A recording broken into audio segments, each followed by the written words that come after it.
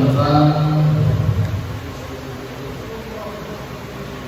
tata cara mengubur jenazah. Jadi kalau orang Islam meninggal itu jenazahnya dikubur, bukan dibakar, apalagi dilanjutkan. Ya, orang Islam mensyariatkan ketika ada orang meninggal jenazahnya dikubur. Dikubur itu tidak asal kubur. Yang penting kamu gali tanah, ya terus kamu urus aja pakai tanah itu udah ada tata caranya. Faslun fi dafnil mayyit, yaitu menerangkan ketetapan mengubur jenazah atau mayit. Aqallu dafni,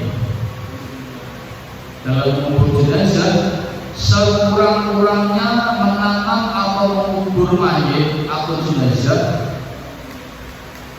hufratun takunu raihatahu, dalam lubang yang mana lubang itu harus menutupi bau daripada jenazah atau mayit itu tadi.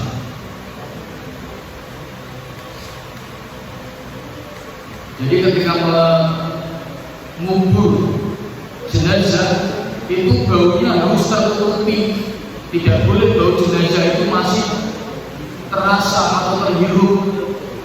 Kalau misalnya menguburkan jenazah, setelah jenazahnya diuruk pakai tanah, baunya masih terasa terhirup, ya ada bau tidak enak dari badan jenazah, maka penguburannya itu belum menetapi ketentuan tentang syariat dalam tata cara mengubur jenazah.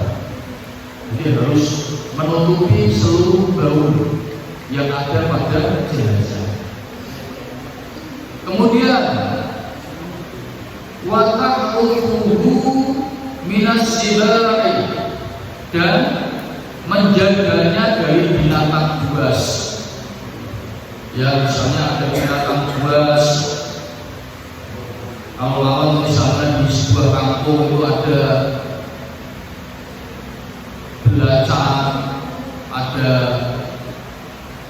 macan hutan, ataupun binatang-binatang lain pemakan jenazah, ular, misalnya ular piton,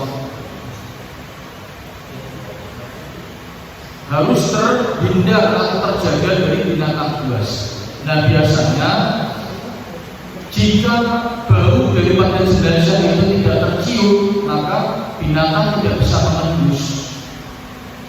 Atau kalaupun binatang bisa mengendus, karena kedalaman dalam penguburan jenazah sudah menentuhi atau menetapi ketentuan syariat, maka binatang buas tidak akan mungkin bisa menggalinya,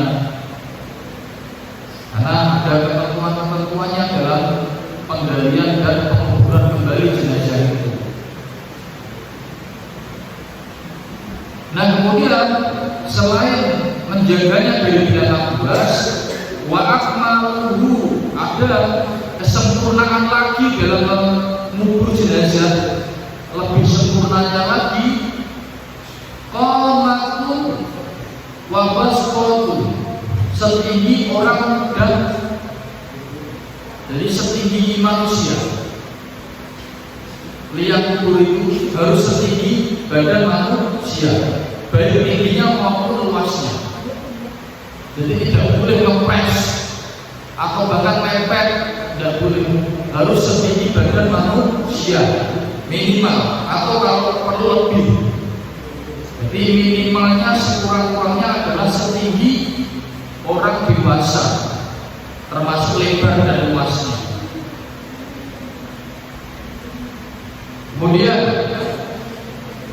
wa yuhu khattuhu 'ala turabi, serta diletakkan pipinya di atas tanah. Pipinya itu diletakkan di atas tanah. Nah, maka nanti akan ada sandaran tersendiri untuk area kepala ini, berbeda beda. Ada datarannya dari tanah. Jadi tidak datar semua, dari mulai kaki sampai kepala itu datar semua, sehingga pipi itu miring kiri yang karena apa tanahnya dengan kepala dan jadi harus pipinya itu nempel tanah.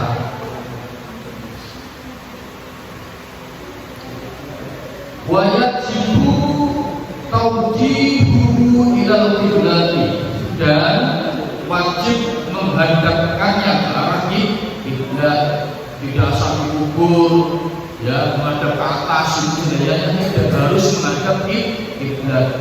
Bagaimana itu berarti?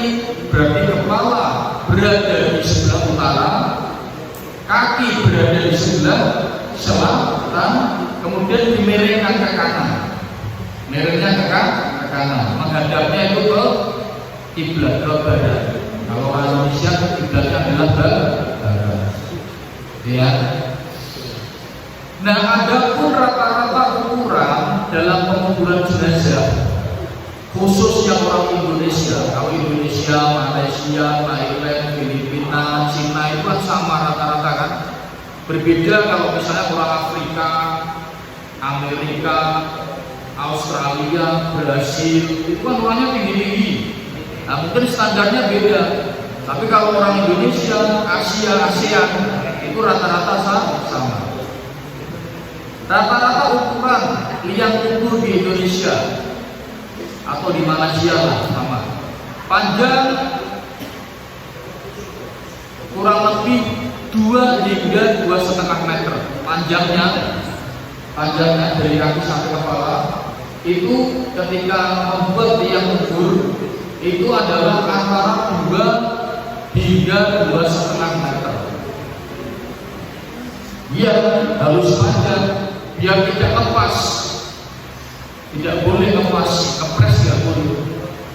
Kemudian lebarnya itu adalah 1 hingga 1,5 meter.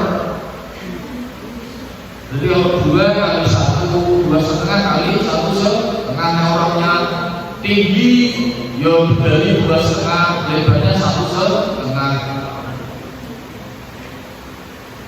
Nah, kalau di area perkotaan, ya, di tempat-tempat yang padat penduduk, padat orang-orang yang mungkin di sana, sehingga makamnya itu harus hemat, irit, itu ya rata-rata lebarnya dibikin 80 cm atau 0,8 meter.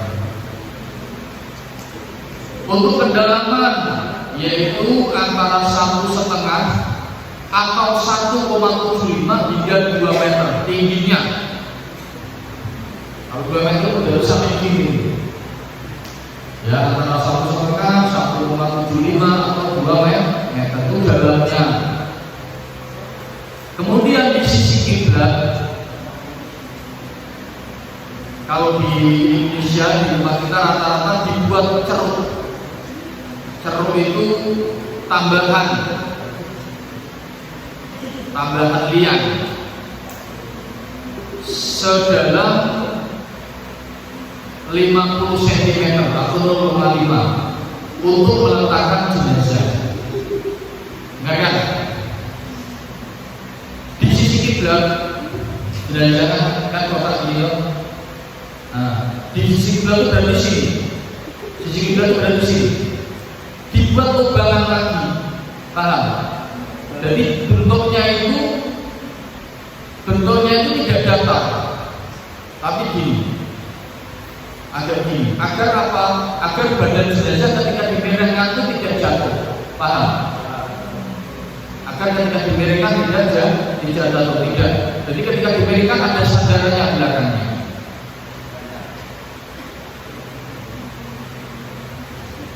Nah, kemudian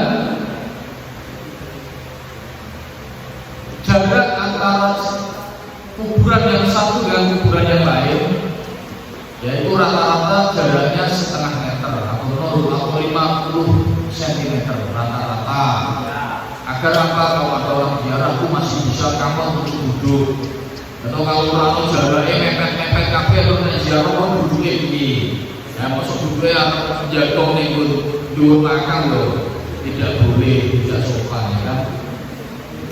Karena menurut pendapat para ulama itu ada yang mengatakan orang yang berada di dalam kubur itu sesekali juga melihat orang yang masih hidup. Bentuk penglihatannya seperti apa ya? Wallahu a'lam. Ya, karena itu adalah sir yang sangat dalam antara alam kehidupan, alam fana ini dan alam kubur atau alam barzakh. Kemudian berikutnya tentang tata cara menggali kuburan. Faslun fima yumbashu lahul maitu, yaitu menerangkan tentang tata cara menggali kuburan. Yumbashu maitu arba'i bisolid, menggali mayat atau menggali kuburan ya, itu boleh digali kembali. Maksudnya ini adalah tata cara atau syarat yang menerangkan tentang jenazah yang sudah dikubur itu boleh digali lagi ketika memenuhi 4 perkara. Misalnya orang jenazah satu dikubur itu boleh digali ketika memenuhi 4 hal, ketika menghadapi 4 hal. Masuk jenazah dikubur jadi gali meneh. Ya kan ada tuh kalau misalnya di TV itu misalnya korban pembunuhan kan nanti diotopsi ya kan, pikirannya itu benar-benar kecemplung sumur, ternyata direkayasa dia dibunuh ya kan. Nah itu sudah dikubur padahal itu digali lagi. Nah tapi kalau itu kan ada hal ikhwal tentang keadaan darurat yang mengharuskan digali lagi. Nah kalau ini adalah 4 perkara dalam tuntunan syariat atau ketentuan fikih. Lil muslim idza lam yataghayyan, lil muslim idza lam yataghayyan, yaitu untuk dimandikan. Untuk dimandikan berarti kan ada kelupaan, jenazah itu belum dimandikan. Boleh asalkan tidak lam yataghayyan, belum berubah bentuknya, belum hancur bentuknya. Tapi kalau sudah misalnya 3 bulan, oh dulu Pak Lebene yang aku dia begitu tak busi nanti karena susu ya dia keluarganya keluarga awam ya, tidak begitu paham tentang tata cara penguburan jenazah. Setelah 3 bulan atau 4 bulan kelingan, sedangkan jenazah sudah mungkin sudah busuk, diangkat sudah tidak bisa, sudah merinding badannya, itu beda cerita, tidak boleh. Walitawajihi ilal qiblah, untuk menghadapkan ke arah kiblat. Lah pas tidur lali ngadepe kiblat ya kan, kelingane apa dihadapkan ke timur misalnya, atau ditaruh begitu saja menghadap ke atas, lupa tidak diarahkan ke kiblat, maka itu bisa untuk digali kemudian diarahkan ke kiblat.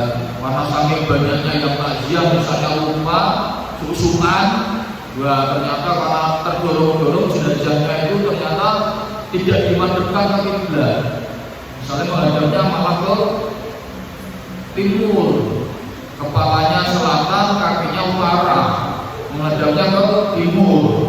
Nah ternyata setelah dikubur, setelah diuruk pakai tanah, Pak Lebene baru kelingan, baru ingat, oh ternyata kemarin aku salah. Nah itu boleh digali untuk dihadapkan ke kiblat. Atau walil mali idza tufifa ma'ahu,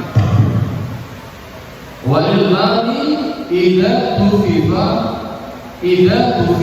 ma'ahu, untuk mengambil harta yang tertanam bersama mayit, ya kan? Misalnya mayit lupa anting-antingnya belum dilepas, anting-anting emas digali dilepas, atau misalnya dia anak gaul yang kebablasan misalnya, ya, lidahnya itu ditindih misalnya, terus pakainya itu emas, nah, tindikan emas, lalu lupa modelnya nggak tahu, nggak gelebo, dan ternyata salah satu dari kerabatnya ada yang tahu kalau dia memakai tindih di lidah itu emas, nah, itu harus diambil. Atau misalnya gelang cincin, ya kan, diambil. Yang keempat, walil mar'ati walil mar'ati idza tufina janiha ma'aha.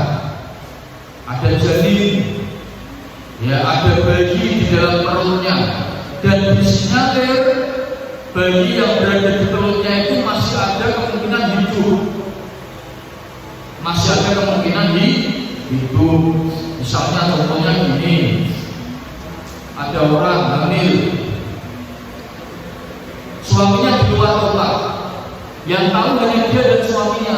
Dia berencana untuk memberikan surprise, ya, untuk keluarganya.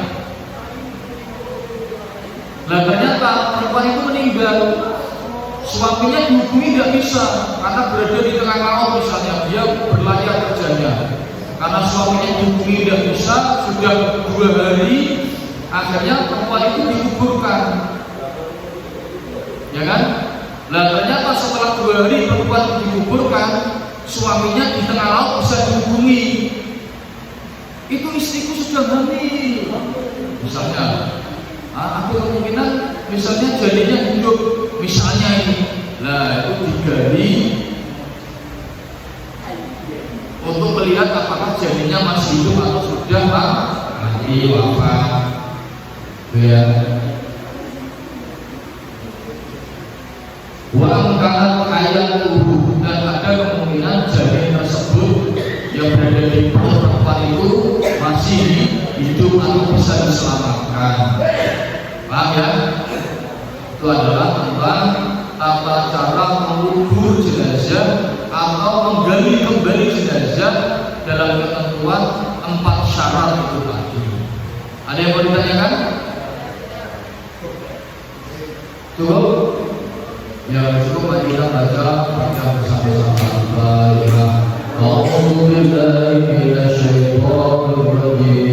Bismillahirrahmanirrahim. Alhamdulillahi rabbil alamin. Ar-Rahmanir-Rahim. Maliki yaumiddin. Iyyaka na'budu wa iyyaka nasta'in. Ihdinas siratal mustaqim. Siratal ladzina an'amta 'alaihim ghairil maghdubi 'alaihim waladdallin. Wallahu a'lam.